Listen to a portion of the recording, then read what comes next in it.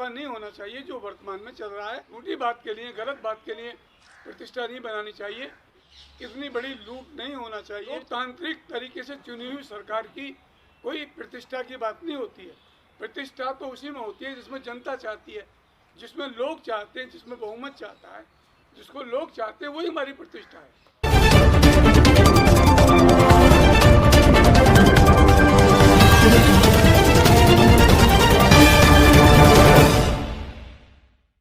सबसे पहले तो मैं अपने अभी सभी सम्मानित आप सभी साथियों से, जो हमारे मीडिया कर्मी हैं, हमारे लोकतंत्र के स्तंभ हैं, उनसे मैं माफ़ी चाहता हूं इस बात के लिए कि मुझे आने में काफ़ी देरी हो गई और आपको प्रतीक्षा करनी पड़ी। तो मैं इसके लिए बड़ी ही विनम्रतापूर्वक मैं आपसे क्षमा चाह रहा हूं। लेकिन देरी का कारण ये था कि मैं बुलंदशहर से आया और बुलंदशहर यहाँ से 70 किलोमीटर है और 1 घंटा 20 मिनट लगता है यहाँ से बुलंदशहर। मैं 11 बजे का चढ़ा हुआ था कि मैं 1 बजे तक यहाँ पहुँच जाऊँगा और उसके बाद मुझे आप लोगों के दर्शन करने का सौभाग्य प्राप्त होगा, आप लोगों से बात करने का एक अवसर मिलेगा। लेकिन मैं बड़ी मुश्किल से अपने उन लोगों से, किसान भाइयों से, पुलिस कर्मियों से विनम्रतापूर्वक निवेदन करते हुए, और मैं बड़ी मुश्किल से, केवल ये ईश्वर की कृपा है कि मुझे आपके दर्शन करने का सौभाग्य प्राप्त करना था और मैं देरी सही मैं आपके बीच में आया, तो मैं आपको इसके लिए मैं माफ़ी चाहता हूँ। आज मैंने जो देखा बुलंदशहर से लेके और दिल्ली के यहाँ तक ये जो जमुना का पुल है DND तक, जगह जगह पुलिस के द्वारा बैरिकेडिंग हो रही है। जगह जगह जो हमारे किसान भाई हैं, जो उनके किसानों के परिवार के जो लोग हैं, उनको रोका जा रहा है। और सबसे बड़ी दुखद स्थिति ये है, मैं सोचता आ रहा था कि आज़ादी के बाद जब ये हाल है, ये दृश्य हमको देखने के लिए मिल रहे हैं, तो जब आज़ादी का आंदोलन हो रहा होगा 1947 की 15 अगस्त का दिन प्राप्त करने के लिए, तो उस समय भी शायद इससे ऐसा ही मंजर, इससे मिलता जुलता मंजर ही उस वक़्त रहा होगा। फ़र्क इतना है कि आज उस समय अंग्रेज़ों की पुलिस ने जुल्म ढाए थे हमारे किसानों के ऊपर, हमारे भारत के स्वतंत्रता संग्राम सेनानियों के ऊपर,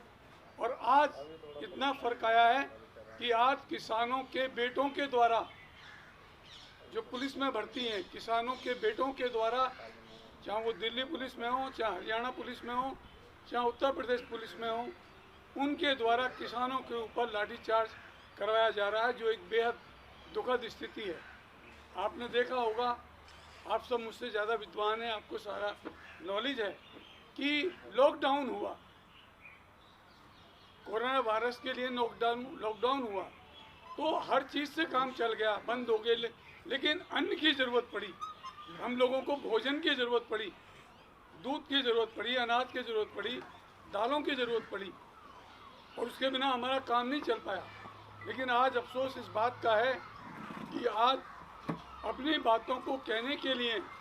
अन्नदाता की बात को सुना नहीं जा रहा है। केवल कुछ चंद पूंजीपतियों को हाथ में 87% बिजनेस सौंपने के लिए एक इस तरीके की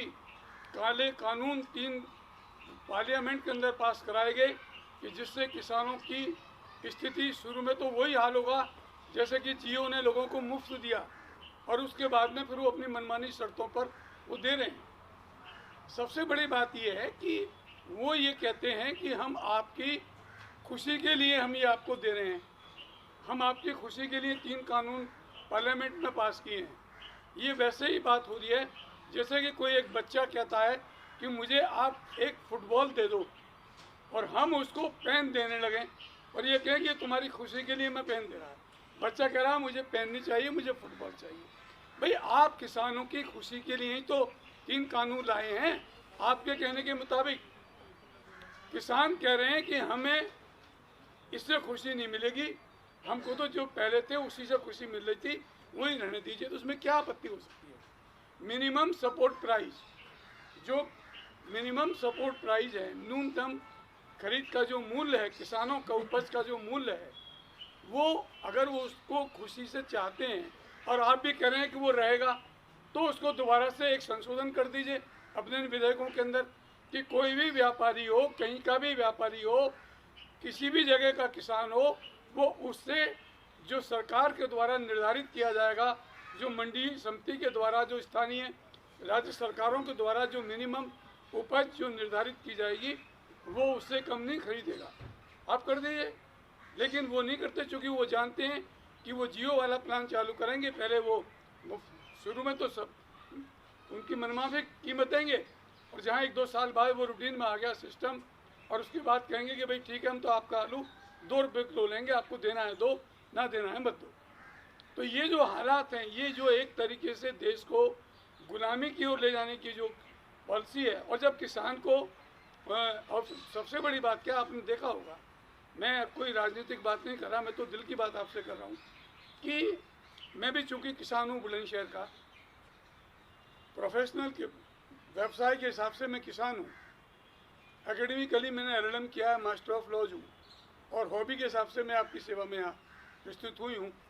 मेरा कहने का मतलब ये है कि जब आपने देखा होगा कि कुछ दिन पहले आलू पंजाब के किसानों ने, हरियाणा के किसानों ने, यूपी के किसानों ने आलू जब 2 रुपये किलो बिका तो उससे सड़कों में फेंक दिया। लेकिन वही आलू के जब चिप्स आपने खरीदे तो क्या भाव आपको मिले। तो हमारे कहने का मतलब ये है कि उपभोक्ता तक पहुंचने में और किसान की उपज के बीच में इतना अंतर नहीं होना चाहिए, इतनी बड़ी लूट नहीं होना चाहिए, इतना बड़ा धोखा नहीं होना चाहिए जो वर्तमान में चल रहा है, और जिसकी आगे आने वाले वक्त में बहुत ज़्यादा उम्मीद है, और वो और अधिक बढ़ेगा, जिसका खतरा हमारे किसान भाइयों को है। हम किसानों का जो आंदोलन है वो पूरा का पूरा गैर राजनीतिक है, और हम लोग केवल सरकार से आपके माध्यम से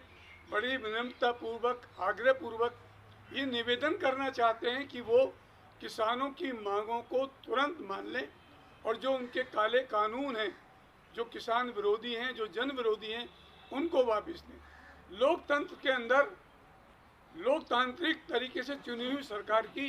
कोई प्रतिष्ठा की बात नहीं होती है। प्रतिष्ठा तो उसी में होती है जिसमें जनता चाहती है,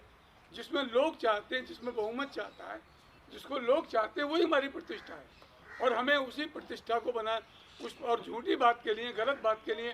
प्रतिष्ठा नहीं बनानी चाहिए। मैं अपने सम्मानित माननीय प्रधानमंत्री जी को, गृह मंत्री जी को, कृषि मंत्री जी को, और जो भी मंत्रियों का समूह किसानों से वार्ता में शामिल है, मैं उनसे विनम्रतापूर्वक अनुरोध करना चाहता हूं कि आप जिद मत करिए, इसे प्रतिष्ठा का प्रश्न मत बनाइए, इसे देश के हित से जोड़ते हुए किसानों की बात को मान लीजिए। किसान हमारे देश को कहा जाता है कृषि प्रधान देश है भारत। तो जब कृषि प्रधान देश हमारा है तो हमें किसानों की बात को तरजीह देनी चाहिए, और उसके लिए इतना बड़ा इशू नहीं बनाना चाहिए। नहीं बन रही, किसानों की आर्थिक स्थिति नहीं सुधर रही, तो फिर किसानों का कर्ज माफ़ किया गया, वो सब आपके सामने है। हम ये बताना चाहते हैं कि जब राजनीति के अंदर कोई प्रतिष्ठा नहीं होती, सरकार अब जैसे कि आपने देखा, और मैं आपके माध्यम से महाराष्ट्र सरकार का धन्यवाद भी ज्ञापित करना चाहता हूं कि उन्होंने धान का मूल्य जो मिनिमम सपोर्ट प्राइस तय किया गया है, उससे 800 अधिक रुपए महाराष्ट्र के किसानों को देने का फैसला किया गया है। ये जो किसान हितैषी कदम है, इसकी मैं महाराष्ट्र सरकार के लिए और माननीय शरद पवार साहब के प्रेरणादायक नेतृत्व के लिए उनको बधाई देना चाहता हूँ। तो मेरी ये आपके माध्यम से पुनः भारत सरकार से अपील है कि हमारा सिद्धांत रूप से किसानों की मांग को, किसानों की समस्याओं को लेकर हमारी सहमति है, और हम भारत सरकार से प्रार्थना करते हैं, निवेदन करते हैं कि वो बिना वक्त गुजारे, बिना ये बात आगे बढ़े, हिंसा में बदले, कुछ और लोगों को असुविधा हो, वो जनहित में तुरंत किसानों की मांग को मांगे, और एक लोकसभा का विशेष सत्र बुलाकर इन कानूनों को वापस लें। ये मैं आप सबके माध्यम से प्रार्थना करना चाहता हूँ। धन्यवाद। जय हिंद।